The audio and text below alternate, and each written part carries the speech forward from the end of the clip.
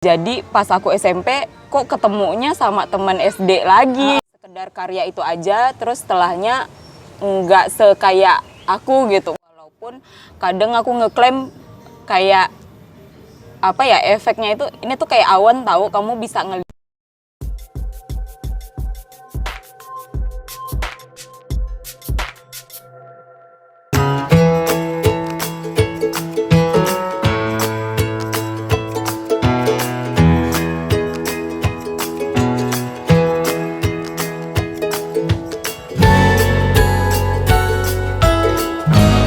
Hai, kembali lagi bersama saya Christine di Tumbang Kenangan Podcast. Pada siang hari menjelang sore sebenarnya, kami kedatangan bintang tamu. Bintang tamu udah kayak apa aja ya. Ada kawan kami, perkenalkan diri. Hai, nama aku Meta Angelita, tapi kayak itu ya, baru masuk kelas baru terus halo. Halo Mbak Meta, apa kabarnya? Iya. Alhamdulillah baik. Terima kasih. Ini aku boleh tanya nggak nih, Mbak Meta sendiri nih aslinya mana nih sih? Aku aslinya Pontianak. Pontianak. Kalbar, iya. Lahir di sana, orang tua asli sana semuanya? Asli di sana semua. Oke, di sana, di Pontianak. Berarti ke Jogja ini tahun berapa nih? Aku ke Jogja itu pertama kali di 2011. Di 2011 itu aku ke Jogja PKL sih, PKL SMK waktu itu. Jadi dari SMK aku itu kayak ditawarin gitu, ini boleh loh PKL di luar kota Pontianak kayak gitu. Nah terus akhirnya aku di satu kelas itu aku bertiga PKL di Jogja. Terus akhirnya karena di tempatku PKL itu salah satu yang mengolah tempat PKL itulah ya, beberapa ada anak ISI gitu. Jadi aku dikenalin sama ISI itu dari situ awalnya. Nah terus akhirnya setelah lulus akhirnya ya udah aku putusin kayaknya aku kuliahnya di Jogja deh gitu. Di Jogja di ISI, di ISI Yogyakarta. Jogja, iya. Ngambilnya apa nih kalau boleh tahu nih? Di ISI aku ngambilnya Kria Tekstil. Kria Tekstil. Iya. Angkatan 2013. 2013. Iya. Oke, berarti dari kecil emang suka berbau-bau tekstil gitu atau gimana nih? Kok bisa sampai SMK ngambil kayak tekstil gitu juga kan, sampai kuliahnya juga pun sama gitu. Iya, gimana iya, tuh iya. ceritanya? Jadi awalnya itu kenapa ngambil tekstil?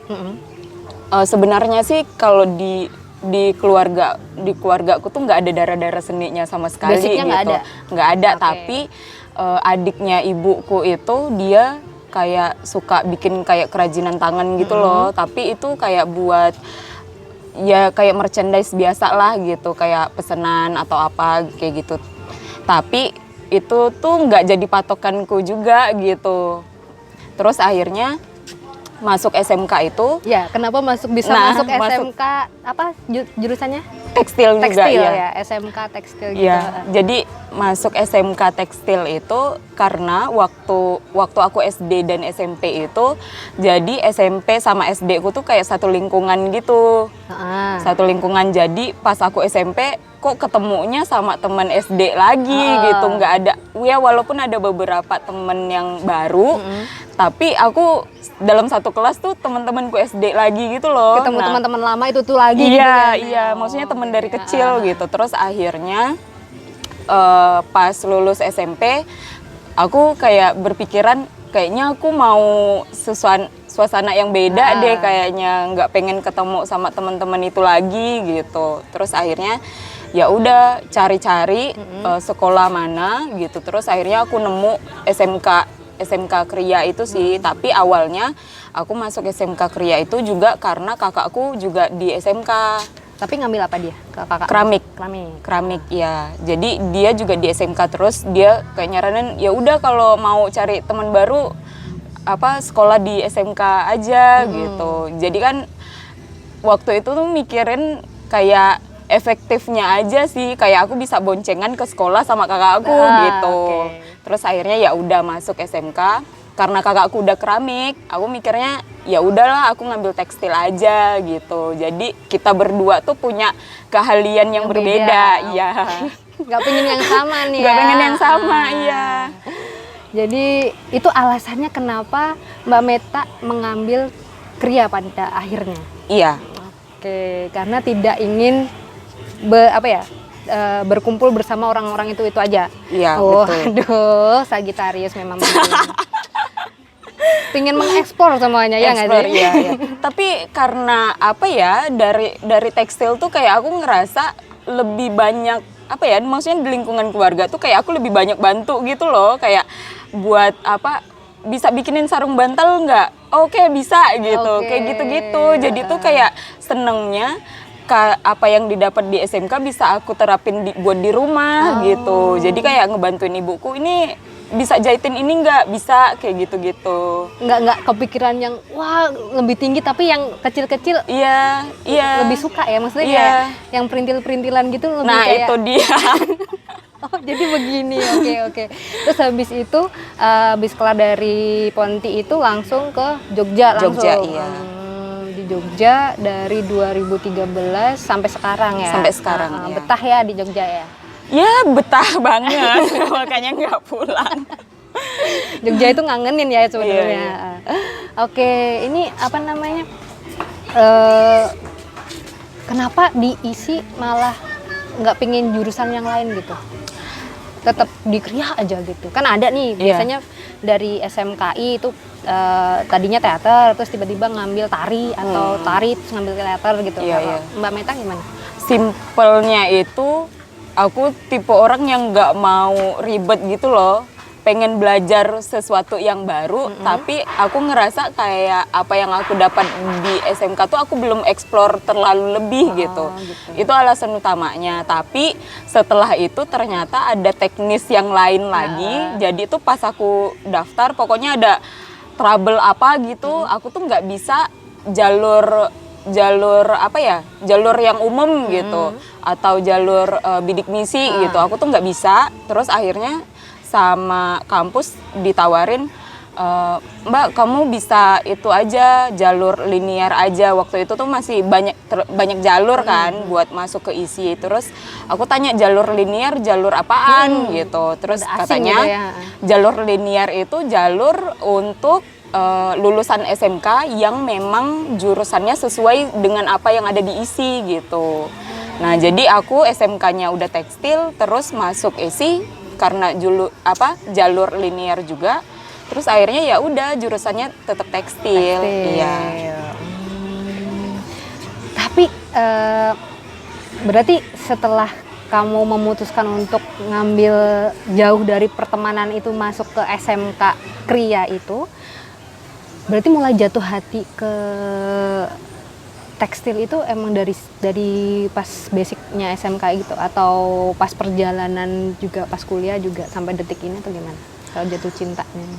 Kalau jatuh cinta sama tekstil itu ya dari SMK sih. Dari SMK. Karena kan kayak SD, SMP aku nggak pernah buat, ya ada kayak mata pelajaran seni budaya gitu, kayak bikin apa kerajinan gitu, tapi kan nggak menjurus ke tekstil kan. Kalau kayak apa ya, pelajaran-pelajaran seni budaya kayak gitu di SMP gitu. Tapi setelah SMK aku nyamannya karena apa ya, ya karena kejurusan gitu kan. Jadi itu banyak mata pelajaran yang apa ya, buat waktunya itu lebih banyak untuk ke apa ya, teknik-teknik tekstil ini gitu, ketimbang mata pelajaran yang pada umumnya gitu. Jadi aku senengnya itu karena apa ya, ya ngerasa punya kegiatan aja gitu, kayak oh ini jahit, terus besok oh bikin busana, oh besok batik, kayak gitu-gitu. Lebih ke ini ya, lebih ke prakteknya ya? Iya, lebih ke prakteknya. Oke. Ini aku ngelihat dari karya-karya Mbak Meta sendiri, wow keren-keren nih. Gila, Makasih loh. Ini beneran wow gitu, spektakuler. Bisa dicek di Instagramnya Mbak Meta ya. Wow, ini banyak banget nih ada. Kamu juga dari tahun 2001 sudah mulai pameran gitu ya? Enggak. Dari Aku pameran pertama itu ya awal-awal kuliah sih, tapi buat teknik ini teknik ras dyeing itu awal pertama kali aku pameran di tahun 2016. 2016. Cuma tekniknya aku explore tekniknya itu dari 2014. 2014. Berarti Iya. awal-awal kuliah. Iya. Dari kuliah itu ikutan pameran-pameran dari kampus, terus Iya. biasa lah ya, Iya. mahasiswa seni gitu ya. Perkampusan dulu, habis itu Iya. merambah keluar Iya. gitu kan. Oke, tadi nama tekniknya crash dyeing. Nah, Iya. itu tuh 2014 nemunya ya? Iya. Uh, Aku mulai ngulik-ngulik teknik itu di 2014. apa yang akhirnya sampai detik ini kamu selalu memakai teknik ini kan berarti? Iya. Apa yang kamu menemukannya gimana sih awalnya tuh? Nah, awalnya itu sebenarnya kayak masalah yang simpel sih waktu itu. Jadi Bentar. Ini kalau penonton nih penasaran juga, crash dyeing itu gimana sih? oh ya, ras dyeing itu teknik tekstil yang memanfaatkan korosi besi yang ditransfer ke permukaan kain. Oh, ibaratnya kayak noda besinya gitu. Iya, iya. Maksudnya secara umum sih bisa dibilang kayak gitu. Cuma untuk di keteknikan tekstil itu namanya ras dyeing. Masuknya ke ekoprint juga sih sebenarnya. Sama ya? Iya. Kalau ekoprint lebih kayak daun-daun gitu,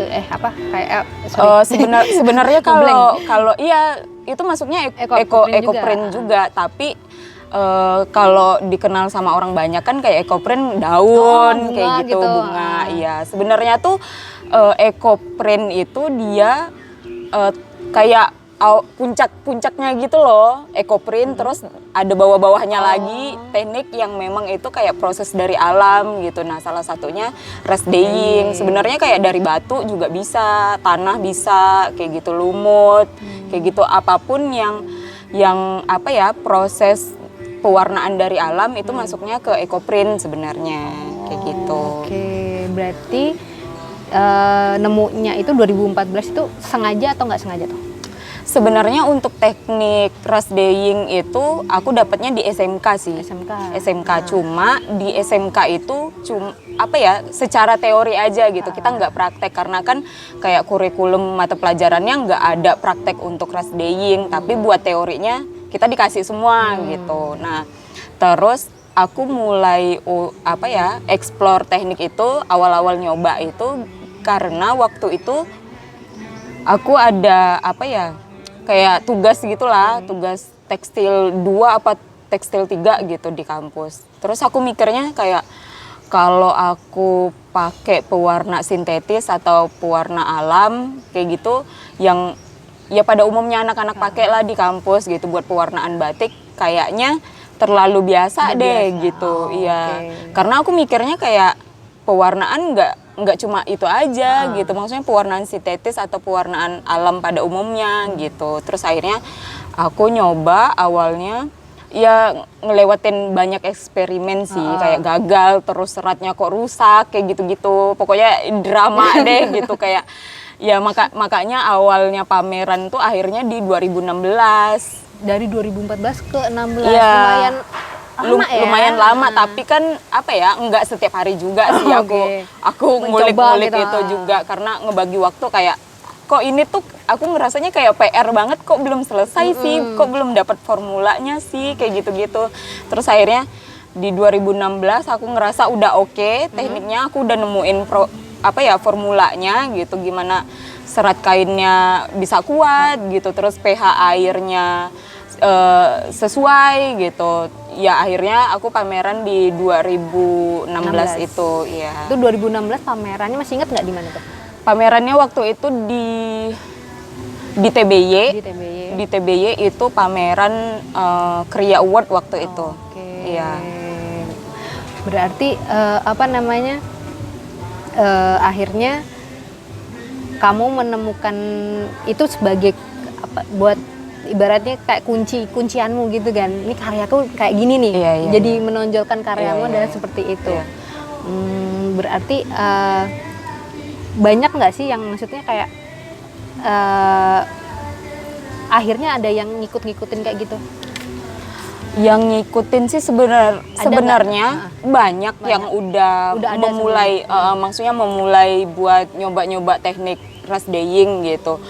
Cuma yang memang beneran fokus buat ngulik itu aja gitu. Maksudnya ya aku dari 2016 itu kan karyanya keluar gitu. Sampai sekarang aku cuma keteknikan itu doang yang aku kulik gitu. Ada beberapa temanku yang juga nyoba gitu, tapi kan dia nggak terfokus dengan teknik ras dyeing aja gitu, banyak gabung dengan teknik yang lain kayak gitu-gitu. Terus juga ada beberapa desainer dan pembatik juga pakai teknik ras dyeing, tapi memang mereka cuma explore hanya sekedar karya itu aja, terus setelahnya nggak sekaya aku gitu. Wah, sombong nih. Apa-apa. Gitaris memang kayak gitu memang. Maksudnya beneran konsisten gitu loh. Sampai sekarang tuh aku kayak nggak nge-explore teknik yang lain selain teknik itu doang yang kukulik dari dulu kayak gitu. Berarti emang ini ya, maksudnya emang anaknya tuh yang ya udah itu gitu sampai. Iya, sebenarnya tuh akhirnya diamini semua orang kalau itu ciri khasku tuh awalnya karena apa ya, menurutku ya, karena konsisten di pameran sih sebenarnya. Jadi akhirnya kata-kata itu muncul, oh Meta itu yang pakai teknik ras dyeing ya gitu. Kata-kata itu ada karena apa ya aku setiap pameran aku ngeluarin karya dengan teknik itu terus gitu, sampai akhirnya ciri khas itu ada kayak jadi gitu ciri sih. ya. Iya. Apa yang namanya, kerja keras tidak akan membohongi hasilnya. Ada nggak sih suka dukanya kamu dalam berproses menemukan cirimu itu? Suka dukanya, mungkin dukanya dulu ya. Oke, boleh. Pahit dulu lah ya. Pahitnya dulu. Dukanya mungkin lebih ke kayak di awal-awal itu aku tipe orang tuh kayak males buat berusaha meyakini banyak orang gitu kalau enggak, ini tuh teknik yang memang teknik tekstil gitu. Ya secara kayak korosi besi itu kayak sensitif lah ya buat itu aman enggak, itu kalau dipegang buat kulit aman enggak, kayak gitu-gitulah gitu.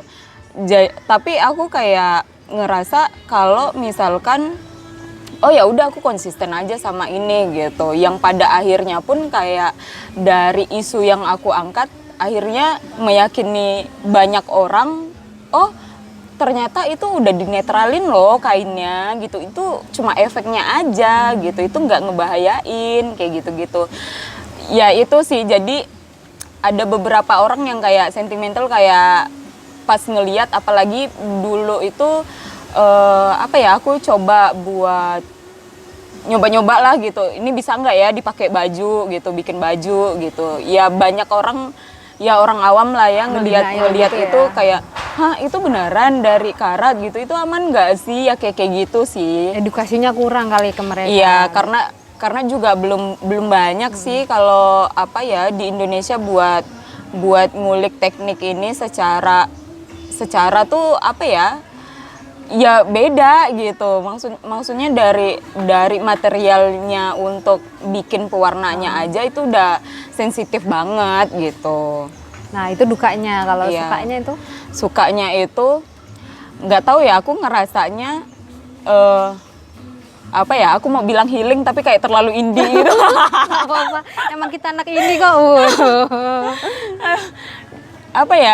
Maksudnya aku kadang tuh kayak punya momen-momen yang terlalu deep kayak gitu, buat ngerasain sesuatu hal yang terlalu jauh gitu.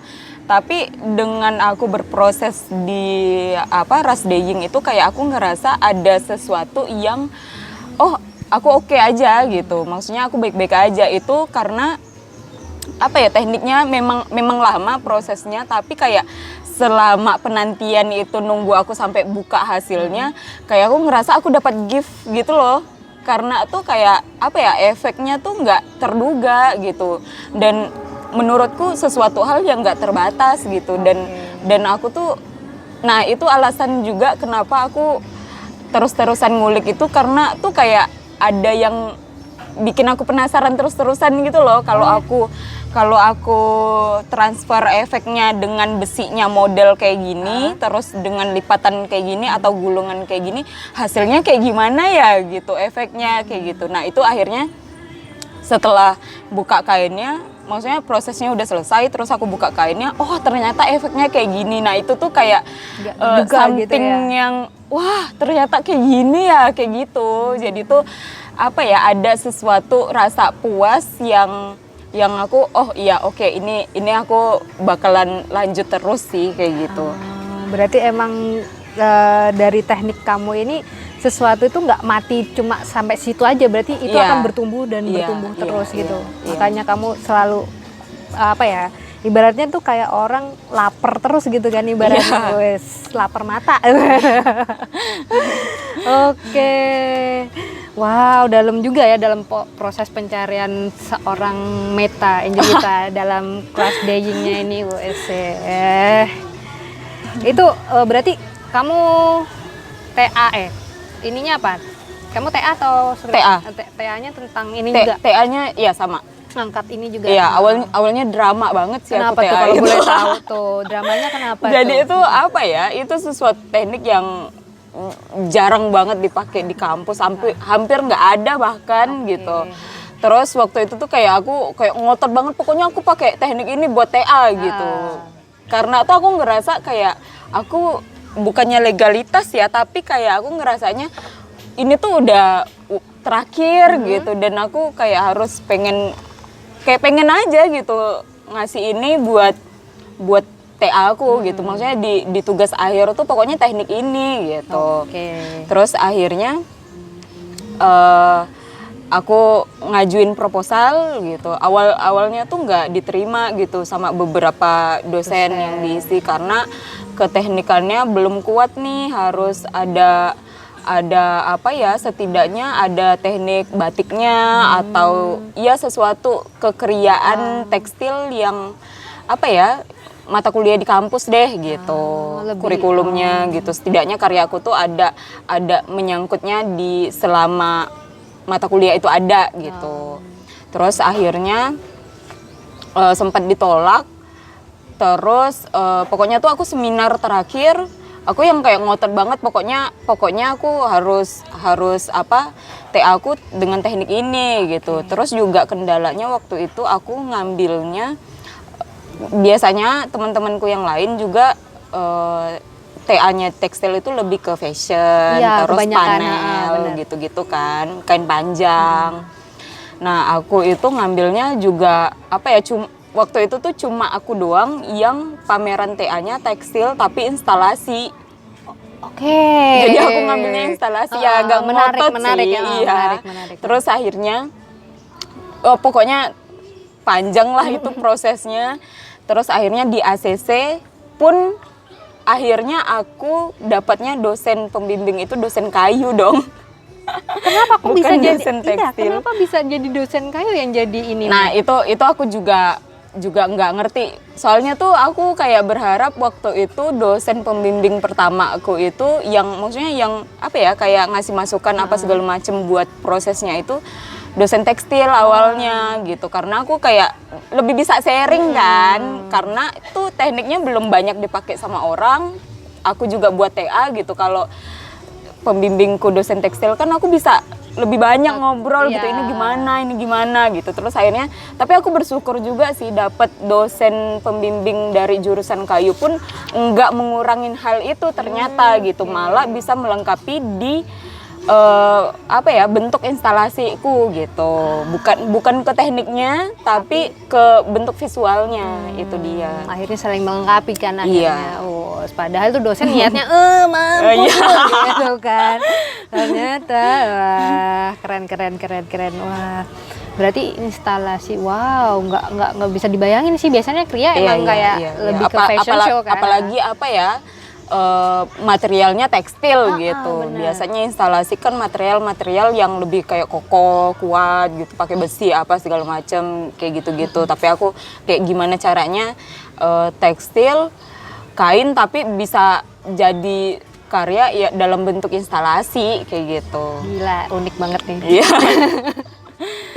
Wow, gitu ya. Wah, gila. Itu berapa kali ditolak tuh kalau ngomong? Kalau ditolak sama dosen? Dua kali sih. Jadi aku itu sebenarnya tepat waktu karena ditolak itu.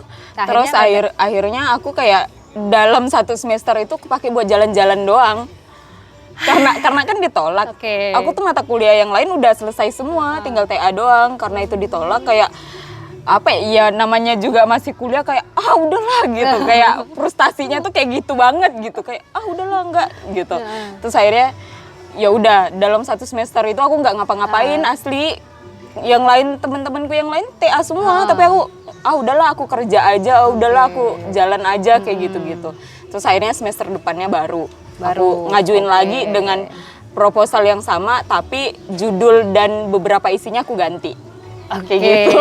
Biar agak smooth ya, dosen-dosennya biar oke lah nak, nggak apa-apa ya gitu. Ini balik lagi kita ngobrolin tentang sisi keluarga Mbak Meta gitu ya. Kalau keluarga Mbak Meta sendiri gimana nih?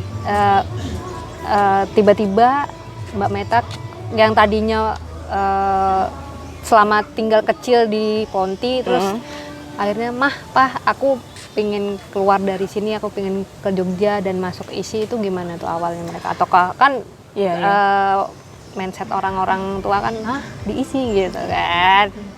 Nah untungnya itu waktu itu ibuku nggak tahu orang-orang ISI kayak gimana dan itu kampus yang kayak gimana gitu.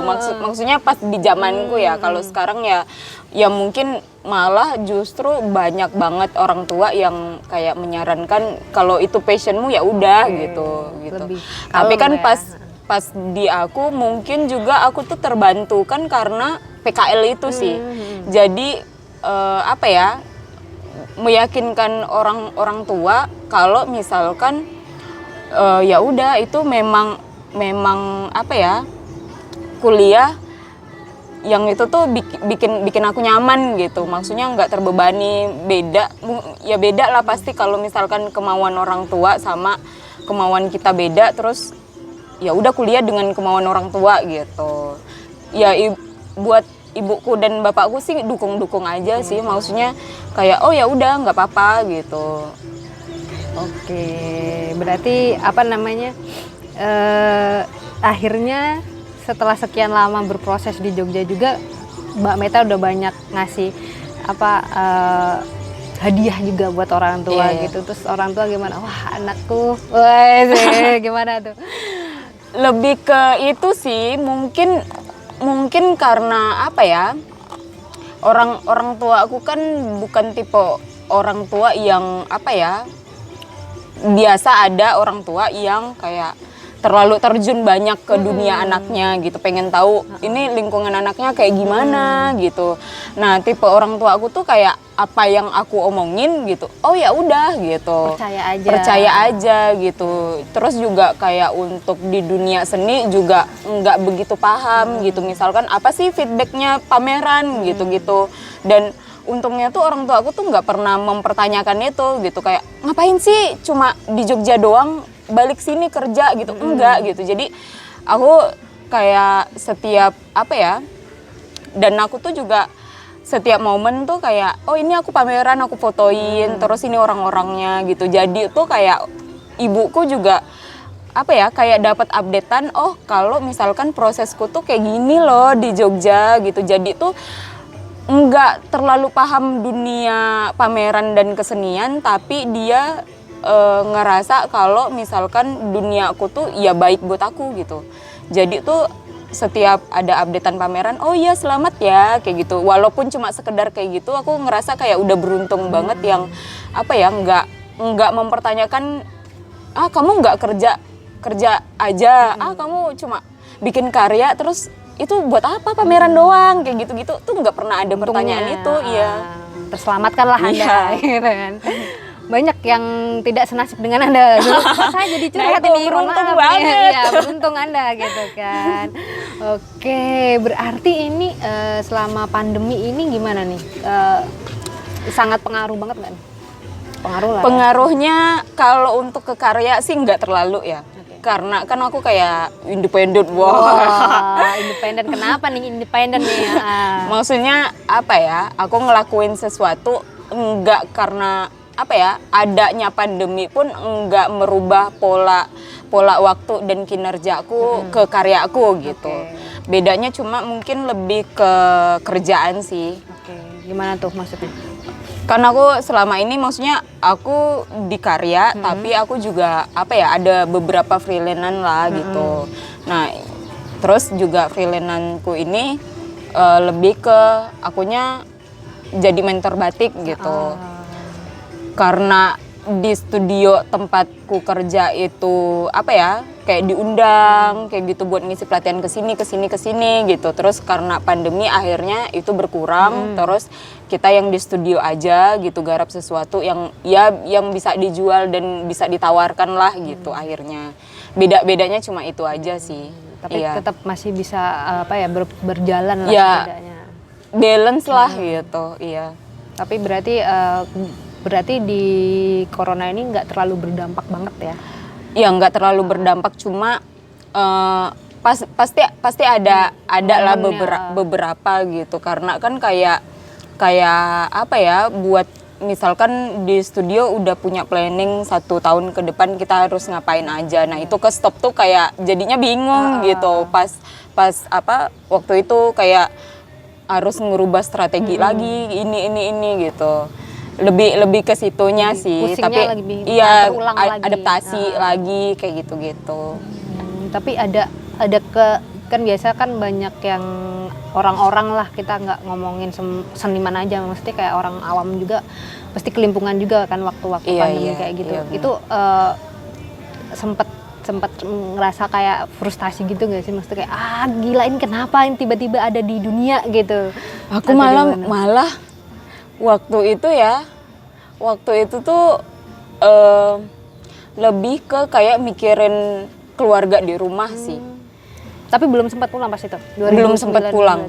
20 gitu? Iya, belum sempat pulang. Aku tuh terakhir pulang tuh 2018 awal. Oke, lama banget. Lama banget, iya 2018 awal aku pulang, terus apa ya 2019 itu mau pulang udah ada isu-isu, terus sampai akhirnya ya udah lockdown waktu itu gitu. Gila, lockdown. Ya akhirnya mikir ke orang rumah sih. Maksudnya kayak kakak aku kan akhirnya kayak di PHK kayak gitu-gitu. Tapi di sisi yang lain juga akhirnya kayak mikirin gitu.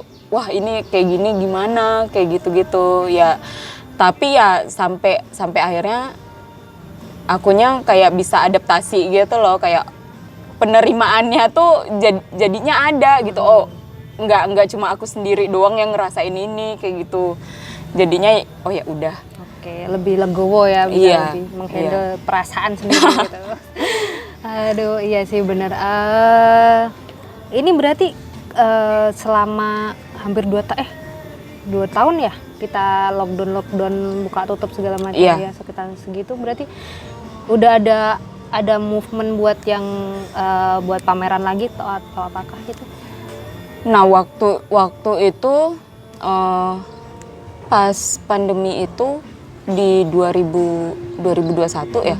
2021 itu ada beberapa pameran sih, tapi bukan pameran yang skalanya gede gitu. Ya ada beberapa kayak apa ya, online doang, pameran secara online kayak gitu-gitu ya ada. Terus sampai akhirnya masuk ke waktu itu Asana Bina Seni. Jadi tuh udah lockdownnya udah dibuka, terus vaksin mulai masuk deh gitu. Terus akhirnya Binel punya program Asana Bina Seni gitu, seniman muda. Terus akhirnya aku coba deh masukin gitu. Terus akhirnya ya udah tuh lolos gitu. Terus kita ada beberapa kelas juga sampai akhirnya pameran gitu, presentasiin karyanya. Itu di 2021? 21, iya. Oke, berarti masih ada kegiatan untuk masih ada kegiatan, iya. Nggak langsung mati gitu kan. Iya. Untungnya gitu iya. kan. Berarti kalau di 2022 saat ini keinginan Mbak Meta tuh pingin apa tuh? Kalau boleh tahu. Kalau sekarang itu aku pengen nge-explore ke objek sih. Maksudnya selama ini kan karyaku tuh dalam bentuknya, maksudnya efeknya kan abstrak gitu. Nggak ada sesuatu objek, walaupun kadang aku ngeklaim kayak apa ya, efeknya itu ini tuh kayak awan, tahu kamu bisa ngelihat apa aja dan kamu kayak create di kepalamu. Oh, ini bentuk ini loh gitu. Padahal tadi aku bilangnya apa? Jamur kan? Jamur ya. Kayak gitu maksudnya. Ya ada beberapa temen lah yang kayak gitu, kayak Matt ini bentuknya kayak ini deh, ini kayak gini, tapi tuh aku kayak itu ya udah persepsimu aja gitu. Nah buat yang sekarang tuh pengenku kayak apa ya, lebih nge-explore ke objek sih. Aku pengen menawarkan itu di karyaku. Tekniknya masih teknik rest dyeing, tapi mungkin aku kayak mix media mungkin gitu, yang aku bisa menawarkan apa ya, suatu objek. Apa ya, ada beberapa isu yang mau aku angkat gitu. Terus juga mau mencoba ke ranah fashion. Ya aku lebih ke apa ya, karena kan buat selama ini aku bikin baju tapi belum terlalu mengeksplor kayak untuk fashion show misalkan atau art fashion gitu-gitu. Nah buat tahun sekarang tuh aku ngerasa kayak ini momennya buat aku ngejar ke situ. Iya, lebih ke fashion sih. Lebih ke mantap. Balik lagi, kita kan di Jogja nih. Ada nggak sih rencana untuk keluar dari Jogja sendiri? Keluar dari Jogja itu kalau buat berproses karya mungkin aku enggak. Keluar Jogjanya mungkin lebih ke pameran di mana.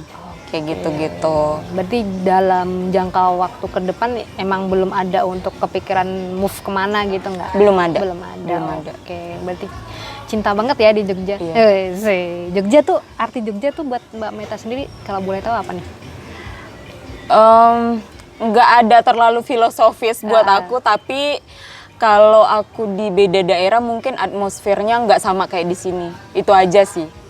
Kayak, ya maksudnya dalam aku bikin karya, terus lingkungannya kayak gitu-gitu, kayak aku ngerasanya aku lebih nyaman di sini gitu, ketimbang misalkan aku garap karya di Pontianak mungkin, maksudnya apa ya, ya beda lah gitu. Berarti itu berpengaruh juga dalam karyanya? Kalau aku iya. Pengaruhnya apa tuh? Maksudnya kayak moodnya kah atau gimana? Ya mungkin bisa dibilang mood, dan apa ya, kadang tanpa aku sadarin kayak ke distract sama hal-hal lain gitu loh. Nah itu yang aku ngerasa kayak yang ideal itu mungkin aku di Jogja deh kayaknya, kayak gitu-gitu. Berarti Jogja itu adalah second home-nya Mbak Meta? Second home. Oke. Welcome to Jogja. Kedepannya ada pameran atau apa? Atau kegiatan apa? Ke depan ada sih di bulan Mei itu Matra Award. Di mana? Di tempatnya belum pasti sih di mana. Tapi di Jogja atau di Jogja? Di Jogja. Ya buat galerinya belum pasti di mana, tapi itu di bulan Mei. Di bulan Mei. Di bulan Mei. Cuma aku nggak terlalu terlibat banyak sih di dalamnya. Cuma aku kayak jadi tim inti lah buat apa ya? Buat kegiatan itu gitu. Dan mengeluarkan karya juga atau gimana? Karya mungkin aku ada di openingnya. Itu masih rahasia. Oke, kita tunggu ya bulan Mei. Iya. Bulan Mei 2022 ini. Iya. Oke. Sukses selalu Mbak Meta. Terima kasih Yoi. untuk waktunya.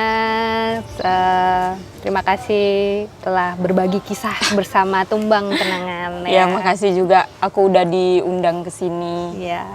Terima kasih dan sampai jumpa. Ya.